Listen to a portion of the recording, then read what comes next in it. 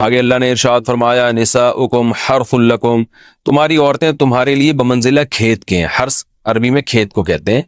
تو بمنزلہ کھیت کے ہیں۔ جیسے بیج ڈالا جاتا ہے کھیت میں اور اس سے پیداوار بڑھتی ہے، تو عورت کی جو ایک حیثیت ہے، نیچر نے جو اس کی ایک حیثیت متعین کی ہے، وہ بھی ایک نسل بڑھانے کا ذریعہ ہے، جس میں مرد کا جو اسپم ہے وہ بطور بیج کے ہے اور جو اولاد ہے وہ ایک پیداوار کی طرح ہے۔ تو اللہ نے یہ یاد رکھیں، اس آیت کو نا بہت سارے غیر مسلموں نے عورت کے خلاف بہت نیگیٹیوٹی پھیلائی ہے کہ دیکھو اسلام عورت کی توہین کرتا ہے، اس کو کھیتی سے تعبیر کرتا ہے۔ تو کچھ لفظ کسی اور زبان میں جب وہ جاتے ہیں نا تو وہ توہین کا معنی دیتے ہیں۔ عربی میں جو حرث کا معنی ہے یہ تعظیم کے لیے ہے، توہین کے لیے نہیں ہے۔ اردو میں جو کھیتی کا معنی ہے وہ توہین کے لیے استعمال ہوتا ہے۔ کھیتی یعنی جو پاؤں میں روندی ڈالنے والی، اور زمین جو ہے نا پاؤں میں گویا روندی، اس کو روندا جا رہا ہے، تو اس لیے اس کا اردو میں بالکل اسی طرح جو لوگ ترجمہ کر دیتے ہیں کہ عورتیں تمہاری کھیتیاں ہیں، تو یہ ترجمہ میرا خیال ہے اس لیے درست نہیں ہے کہ اردو میں اس کا مفہوم ہی چینج ہو جاتا ہے۔ یعنی گویا ایک عزت کے لیے جو لفظ اللہ نے استعمال کیا وہ ذلت کا ذریعہ بن جاتا ہے۔ تو اس لیے کسی بھی زبان میں جب ہم کسی بھی لفظ کا ترجمہ کرتے ہیں تو اس زبان کے ہمیں محاوروں کو دیکھنا چاہیے کہ اس زبان میں یہ لفظ کس معنی میں استعمال ہو رہا ہے۔ مثال کے طور پر ہو سکتا ہے کتا کا لفظ کسی زبان میں وفاداری کے لیے استعمال ہوتا ہو، کسی کو لوگ ڈاگ کہتے ہو تو اس کا مقصد ہوتا ہے وفادار انسان ہے، لیکن ہمارے یہاں اردو میں گالی ہے وہ، اور آپ بولیں کہ بھئی وہ فلاں قوم ڈاگ کہتی ہے تو ہم کتا کہیں گے، تو آپ جب اس کا ترجمہ اردو میں کریں گے تو کتے سے نہیں کر سکتے۔ تو اسی طرح یہ عربی کا جو لفظ ہے اس میں بھی یہ چیز یعنی ملحوظ رہنی چاہیے۔ تو اس لیے اس کا ترجمہ کیا جائے گا تمہاری عورتیں تمہارے لیے پیداوار بڑھانے کا ذریعہ ہے، نسل بڑھانے کا ذریعہ ہے۔ فاتو حرثکم، تم اپنے اس نسل بڑھانے کے ذریعے کے پاس آؤ، انا شئتم، جیسے چاہو، وقدموا لانفسکم، اور اپنے نفسوں کے لیے آگے بھیجو، یعنی اولاد کی نیت سے آیا کرو زوجہ کے پاس، اور آخرت کے لیے انتظام کرو، یعنی اولاد پیدا کر کے جو تاکہ دنیا اور آخرت میں تمہارے لیے، فیوچر میں تمہارے لیے کام آئے، میں دنیا بھی داخل ہے آخرت بھی داخل ہے۔ تو یہ آیت کا بھی ایک شان نزول ہے کہ صحابہ کرام تو چونکہ جو خواتین تھیں مکہ میں صدیوں سے وہ لوگ آباد تھے، ان کے سفر خاص طور پہ عورتوں کے سفر بہت ہی کم ہوا کرتے تھے۔ تو جب ہجرت ہوئی ہے اور جو ہے نا ہجرت کر کے بہت ساری صحابیات مدینہ آئی ہیں، تو مدینہ میں ان کے نکاح دوسری قوموں میں ہوئے، پھر انصار صحابہ سے بھی ہوئے۔ تو چونکہ تقویٰ تھا ان خواتین میں، للہیت تھی، تو بعض جگہ ایسے واقعات ہوئے کہ میاں بیوی کے جو آپس کا ریلیشن ہوتا ہے، ظاہر ہے وہ ہر قوم میں اور ہر جو ہے نا شخص کا مزاج دوسرے سے مختلف ہوتا ہے، تو بعض مردوں نے اس طرح سے اپنی زوجات کے ساتھ ہم بستری کی کہ ان خواتین کو پھر اشکال ہوا کہ پتہ نہیں اس طرح سے ہم بستری کرنا جائز بھی ہے یا نہیں ہے۔ تو انہوں نے نبی صلی اللہ علیہ وسلم سے یہ مسئلہ پوچھا کہ یا رسول اللہ، ہمارے شوہر ہمارے پاس اس طرح سے آتے ہیں تو کیا یہ جائز ہے یا نہیں؟ تو ان کے سوال کو بھی مبہم رکھا گیا اور قرآن نے اس کے جواب کو بھی کنایتاً بیان کیا، کیونکہ مسئلہ بظاہر حیا کے خلاف ہے، تو قرآن جب بھی کوئی ایسی بات ہوتی ہے تو اشارتاً کنایتاً اس کا تذکرہ کر دیتا ہے تاکہ مسئلہ بھی واضح ہو جائے، کیونکہ ظاہر ہے اس کی ضرورت تو قیامت تک آنے والے انسانوں کو پڑ سکتی ہے نا۔ یہ تو ہر میاں بیوی کا اپنا ایک ذاتی مسئلہ ہوتا ہے کہ ہمیں کس طرح سے پرمیشن ہے، کس طرح سے پرمیشن نہیں ہے۔ تو اللہ تعالیٰ نے بھی اشارتاً ہی اس حکم کو قرآن میں بیان کر دیا، اور قرآن میں اس لیے بیان کیا کہ تاکہ اس میں کوئی اجتہادی اختلاف کی گنجائش نہ رہے۔ تو اللہ نے قرآن مجید میں بیان کیا، فرمایا نساؤکم حرث لکم، تمہاری جو ازواج ہیں، تمہاری جو بیویاں ہیں، وہ تمہارے لیے بمنزلہ کھیت ہیں۔ کھیت کا مطلب کیا ہوتا ہے؟ پیداوار بڑھانے کا ذریعہ۔ تو اس میں سب سے پہلا مسئلہ تو قرآن نے یہ بیان کر دیا کہ زوجہ سے جو ہم بستری ہے وہ صرف اسی راستے میں جائز ہے جس سے اولاد ہوتی ہے، کیونکہ عورت کو اللہ نے بنایا ہے نسل بڑھانے کے لیے۔ تو کوئی بھی ایسا ہم بستری کا طریقہ اختیار کرنا جو نسل بڑھانے کا ذریعہ نہ ہو، یعنی وہ نیچرل نہ ہو، تو وہ حرام ہے۔ تو اس میں اللہ نے یہ حکم دے دیا۔ تو اس سے صاف یعنی حدیث سے بھی پتہ چلتا ہے، اور تمام فقہاء کا اجماع بھی ہے اس آیت کی روشنی میں کہ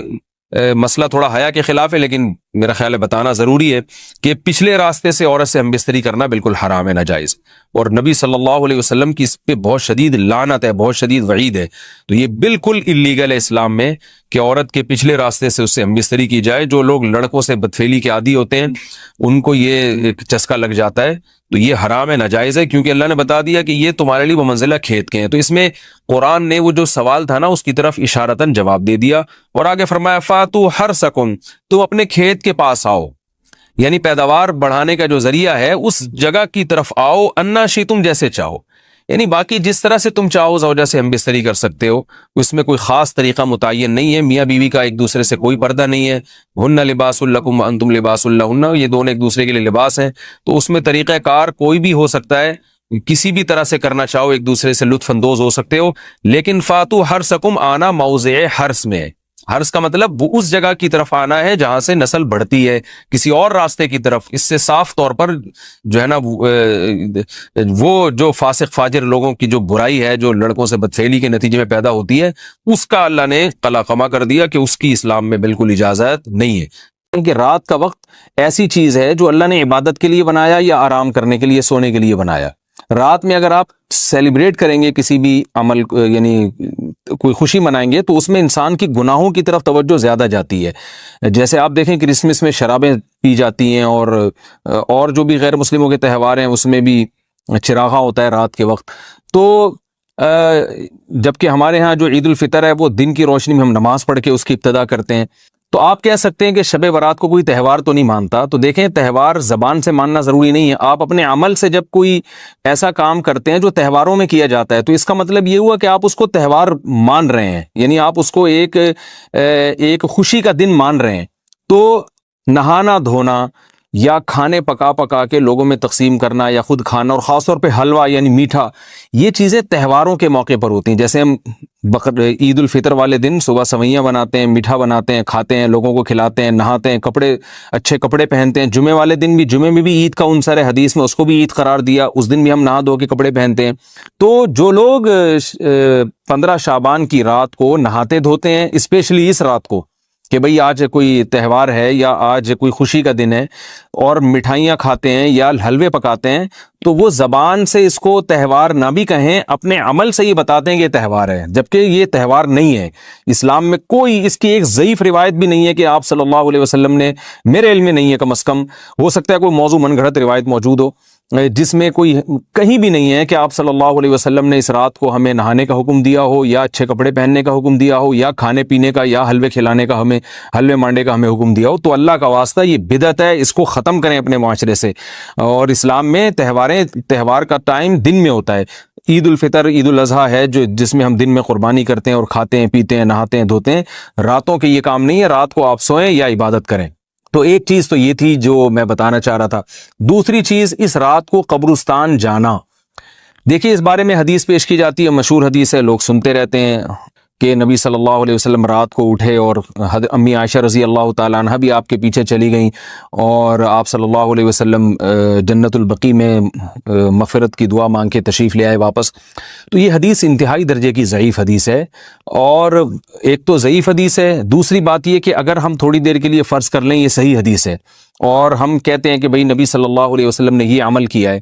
تو صحابہ میں سے کسی سے ضعیف حدیث سے بھی ثابت نہیں ہے کہ کوئی اس رات قبرستان گئے ہوں۔ حضرت ابو بکر کے بارے میں کوئی روایت نہیں ملتی کہ اس رات قبرستان گئے ہوں، حضرت عمر کے بارے میں کوئی روایت نہیں ملتی، یہ کسی ایک صحابی کے بارے میں نہیں۔ تو آپ مجھے بتائیں کہ یہ کیسی سنت ہے کہ جو صحابہ کی سمجھ میں نہیں آئی اور ہماری سمجھ میں آ گئی ہے؟ تو مشرکین مکہ یہ کہا کرتے تھے لو کان خیرن ما سبقونا الیہ، قرآن مجید کی آیت ہے کہ اگر یہ اسلام میں کوئی خیر ہوتی تو یہ صحابہ ہم سے پہل نہ کرتے، یہ صحابہ نے ہم سے پہل کیا ہے، اس کا مطلب ہے یہ اسلام خیر کا کام نہیں ہے۔ تو مشرکین کو صحابہ سے چونکہ نفرت تھی، اس لیے کہتے تھے کہ یہ چونکہ اسلام کو فالو کر رہے ہیں تو یہ اس کی علامت ہے کہ اسلام خیر نہیں ہے، کیونکہ خیر میں تو ہم صحابہ سے آگے ہوتے ہیں، اپنے بارے میں ان کا یہ اس خوش فہمی میں مبتلا تھے وہ۔ لیکن ہماری رائے کیا ہے؟ ہم یہ کہتے ہیں کہ لو کان خیرن لسبقونا الیہ، وہ کہتے تھے لا سبقونا، ہم کہتے ہیں لسبقونا، کہ اگر کوئی بھی خیر کا کام ہے تو صحابہ ہم سے ضرور اس میں پہل کریں گے، یہ ہو نہیں سکتا کہ خیر کا کام ہو ہم کریں اور صحابہ نے نہ کیا ہو۔